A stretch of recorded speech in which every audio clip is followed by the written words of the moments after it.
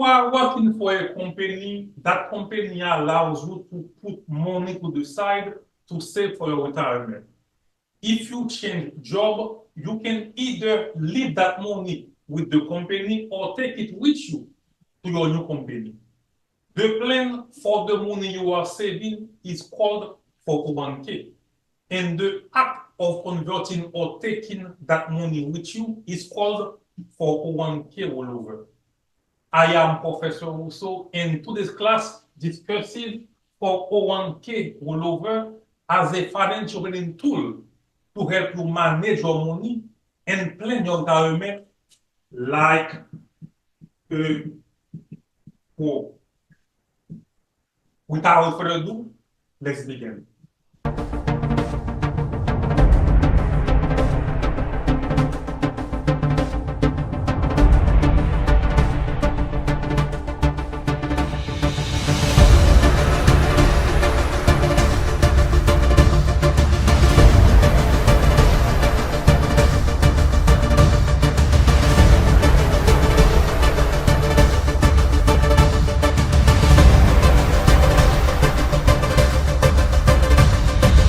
So now, let's try to understand what a 401k rollover is. A 401k rollover is a transfer of funds from an existing 401k to a new 401k. It is also the transfer, or better yet, the conversion of a 401k into an IRA, which is individual retirement account. When do people do rollover? When they are moving from one job to another job. Are there any benefits of doing a 401k rollover? Yes, there are several benefits, and one of them is the tax deferred status. What is tax deferred status?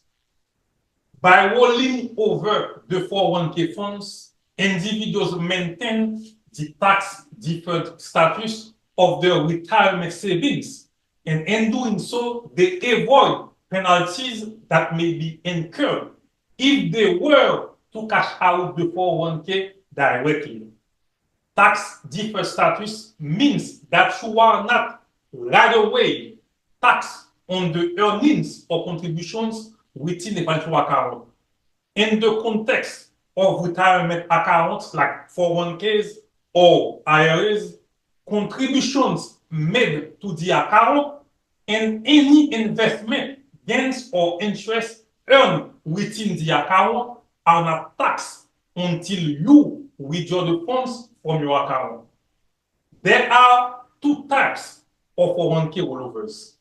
The two types of 401k rollovers are direct and indirect. What are the differences between these two? Direct rollovers happen where the funds are transferred directly from one account to another account without passing through the account holder's hands. From one 401k directly to another 401k without you as the holder touching the money. This is direct rollover. And direct rollover, it happens when the account holder receives the funds, but must deposit the funds to a different account. From one 401k, pass through the account holder, which is you, and then to another 401k. This is indirect or indirect 401k rollover. What are the tax implications, if any, regarding these two 401k rollovers? Let's take an example to understand better, quicker, and more efficiently. For our scenario today, let's use Rose. Rose started working for American Airlines in the year 2000. Since day one, she has been contributing toward her 401k, toward her retirement. In 2020, Rose quit American Airlines and now she's working for Delta, where also she is contributing to her 401k. When Rose left American Airlines to join Delta, she had some options. One of them, option one, is to leave 401k with AA. There is nothing wrong with that. And when she joined Delta, she opened a new 401k with Delta. The second option that she has is to roll over her 401k. She could do it two ways. She could do a direct, where that money will go directly from AA 401k to Delta 401k without her touching the money. She could have done in direct, where they will give her the money and she will take the money to take it to a different or to the IRA from Delta. Well, if she did that, there will have been some tax implications that later I will tell you. The third option that she had was to take the money and convert it into IRA, individual retirement account. Those three options, what she could have done, what she still can do if she knows how to manage her retirement like a pro. Class, let's spend about 2-3 minutes on an indirect rollover. When you do indirect rollover, especially if you take the money from your existing 401k, those funds will pass onto your hands, you as the holder, and then you put that money onto another 401k or you open an IRA. There are some tax implications, but if you want to avoid paying those taxes, there is a specific time frame that you have to follow to avoid taxes and penalties. If you do indirect, the government, IRS will consider as earning, and because of that, they will tax you. If for you to avoid taxes, what you can do is to deposit that money before 60 days or within 60 days. If you keep that money and after 61 days or day one after 60, you can pay in taxes 10%. But if you deposit that money onto a new 401k or open an IRA, that money will not be taxed, and that's the way you can avoid taxes when you do indirect rollover. Just so you know, the main reason people do rollover is to avoid taxes. The key here is to complete the rollover properly. We do that so we can maintain the tax advantage status of the retirement savings. In the case of Rose, if Rose has chosen the IRA option, she will have selected a financial institution, a bank, to open the IRA account. In doing so, she will have arranged for a direct rollover of her 401k funds into the new IRA.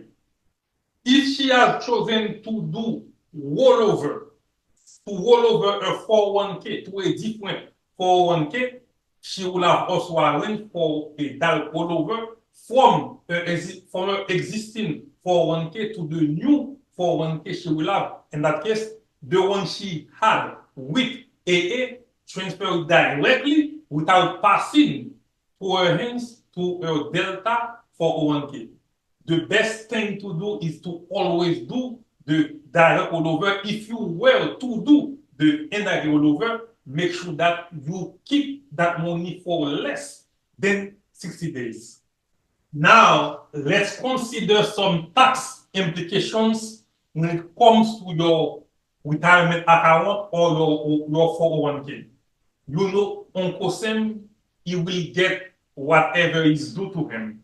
But there is a way you can avoid to pay more taxes. The magic number to remember, 59 and a half. When it was under 59 and a half, when she withdraw the money, and in this case, we assume that she will take the money and use it because she quit AAA and she don't want to work anymore and she was 45. Because of that, not only it will be earnings for her, it's gonna be income for her, but also she will pay a 10% early withdrawal. Because for you to not pay those taxes, you have to be 59 and a half. If was 60 and a half when she quit and took the money for her to buy a new house, she will be paying the 10% early fee. But she could have paid some taxes on income because the IRS sometimes they consider some retirement withdrawal as income or as taxable income.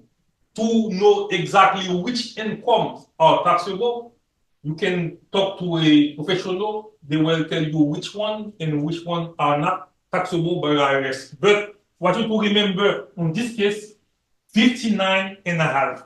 Before 10 and a half, you pay 10% early withdrawal fee. And if you withdraw after that age, you don't pay the early withdrawal fee, but you may or you might pay tax on income. And I will give you an example down the road.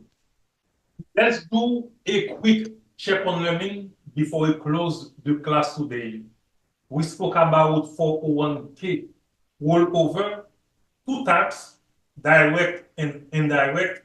And we also told you the best way to avoid taxes is to do direct rollover from one 401k to a different 401k or from one 401k to open a new IRA, which is individual retirement account.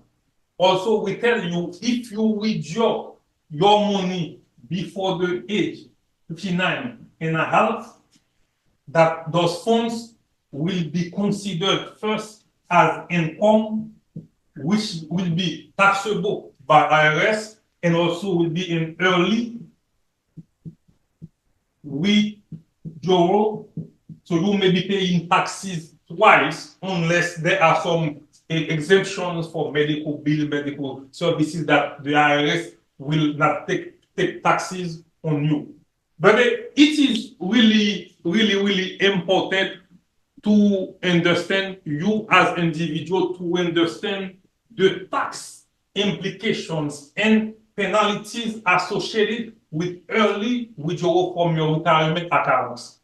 In some cases, if the funds are rolled over into another qualified retirement account within a specific time frame, as in the case of 401k, which is 60 days, tax and penalties can be avoided. It is advisable. I advise you to consult with a tax professional to get customized personalized advice based on your individual circumstances. Rollover is a great tool to plan your retirement, but do not do it alone. There are people out there who are certified to explain to you to make sure that you make the most out of retirement. Professor also, across the podcast, and you were watching, you were following class in session. Thank you. See you next week.